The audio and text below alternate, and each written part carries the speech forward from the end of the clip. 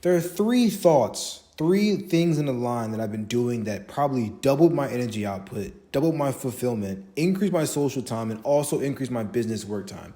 I'm not some rich guy, of course not, but I'm getting more clients now and I'm getting more speaking daily with people that I actually care about. And I have three things that made that happen for me. The reason why this matters is because it allowed me to shift from a broken mindset to a fixed mindset. I shifted from the kind of person that would not be able to get out of bed in the morning to getting out of bed. Or I started going from the kind of person that felt like they had to lock themselves in their rooms for a long time to get work done, cutting off my social time, leading to a mindset that led to, if I need to make money, I have to quiet myself. Imagine if I made $1 million by being in my closet, right?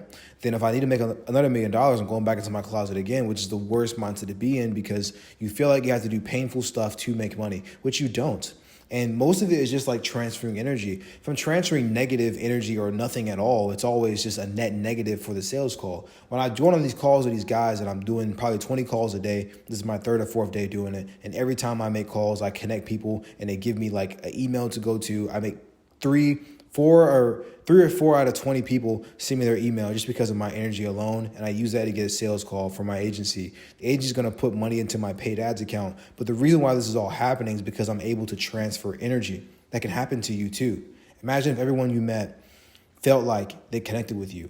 Everyone that you met felt like they left the conversation more energized. How many friends do you have then? It'd be easy. It'd be easy to never be lonely again. It'd be easy to communicate. Now we can do that today with three things. Number one, this concept came from Pavel Durov. The statement is action brings energy. There's a podcast with Pavel talking to this white guy. I don't even know his name, but Pavel was talking about the ability for him to do so much. And one of the things that people don't use in their brain is they think that they need to get energy before action, but when they act, it creates energy. The second piece of this was the idea that if you want to write a novel, don't write the novel. Set out to write the first paragraph and in your mind, interpret yourself as finishing the first paragraph.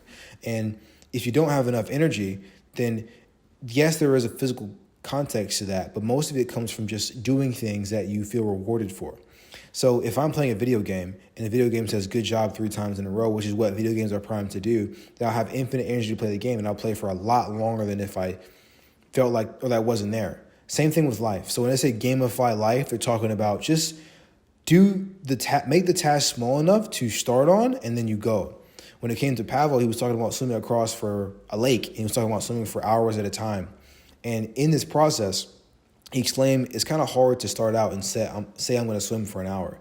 But when you go and say I'm going to do it for 10 minutes, and then 20 minutes passes, then 30 minutes passes, and you notice, 10 minutes was easy, 20 minutes was easy, 30 minutes was easy, and you keep going, you can get that to that time frame. Same thing with your day. So action brings energy. If you feel like you're tired, I shouldn't go to the gym today, or I shouldn't do this, action brings energy. Then just go to the gym and do that lighter weight for the first 100 reps. You can get the same amount of work in just by starting off easier and bringing your mind into it. It doesn't make anything worse. Next, assume you're going to win. So in the mornings, these two combine together for me. So if I'm in the bed not wanting to get up, I think, okay, I need to go for a walk, get my body moving. That will create the energy I need to continue because I feel like right now I'm not tired enough to do it. I'm too tired to get up, right? That's based upon the energy level I have now, saying that I need energy before action. All I got to do is go do the action and the energy will follow, right? So if I do this and then also I combine the next step, assume you're going to win. I assume that I'm going to get energy from doing the action. Assume that my day is going to be amazing when I do these actions and I'm going to succeed in this way. If I do the business task every single day, I'm going to win. Assume it, even if you're not sure. But as long as you assume it and then you try it and you learn from it, you can't lose. Combine that with the thought process of being an action taker versus a thinker. There's 3 kinds of people. This is what Andrew Tate said in his podcast, and it's been stuck in my mind for the longest time.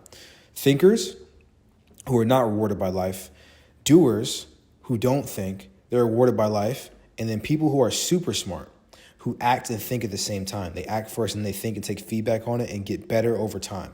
Those people are rewarded the most, these the next, and then this is 0. I don't want to be a thinker. If you assume you're going to win, then you do the action, assume you're going to win, and then take feedback on the process as you make actions toward getting energy. It could be gym, it could be walking around, it could be talking to friends. Doesn't matter. Third thing, spectrum of emotions. So in human connection, right? This is a part of your day. So you've already gotten up, you started moving around, you're trying to get your stuff done. One of the things in your checkbox is to make more friends, right? You're going to want to make friends because you don't want to be in monk mode. You don't want to be locked in your room for a long period of time.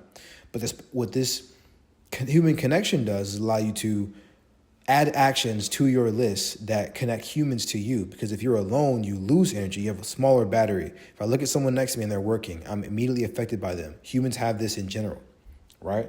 So we have to know how to connect with humans. And this third point is the spectrum of emotions is how you connect with people. So if I talk to you and you feel like I'm trying to ping the good and happy emotions in your brain too much, then you feel like you're being sold, you feel like you're being lied to, and you don't really connect with me on a deeper level, right? You ever had a salesman come to you and try to like say too many good things at one point? He talks to you and he says all these amazing things, but you don't believe any of them because your brain is triggered by him for some reason.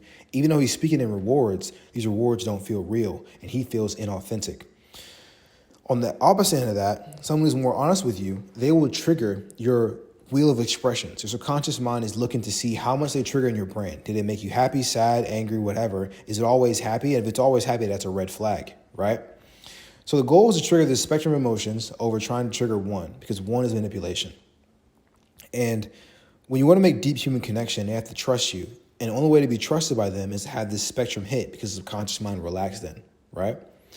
So how do we do this, right? There's two ways to think this way. This is from Hamza. He explained a mindset where you can either be super, super autistic and then try to ping each emotion. Oh, she's too happy now. I need to make her sad. She's too angry. I need to make her envious. All this stuff. You got to plan all this stuff out and it gets weird.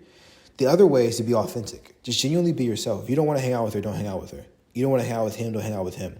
Be honest. And in that time, you'll be much, much closer because the subconscious mind will notice this. I noticed this with even my parents sometimes, and they were honest with me. I felt more connected with them. Even after I leave or something, or I do something else, I think I look back over our time, and even if it was frustrating to me, I trust them way more than if they were trying to ping only happy chemicals in my mind. And it almost makes you disrespect the person in front of you more. Because the person in front of you is trying so hard to make you feel a certain way about them, you notice that, and it comes off as them not valuing themselves, meaning you can't value them either. Because most of the confidence stuff you get back from someone is, or how you treat someone confidently, most of the stuff you attribute to worthy of confidence when you see a human is woo-woo stuff. How do they value themselves is half the battle. Did they shake your hand when you first met? Do they speak and make eye contact? That's when you come off as confident. You just have positive energy. So yeah, hopefully these three things help you out to be able to gain a friend a day and also get more money per day in your business. So have a good day. Wow.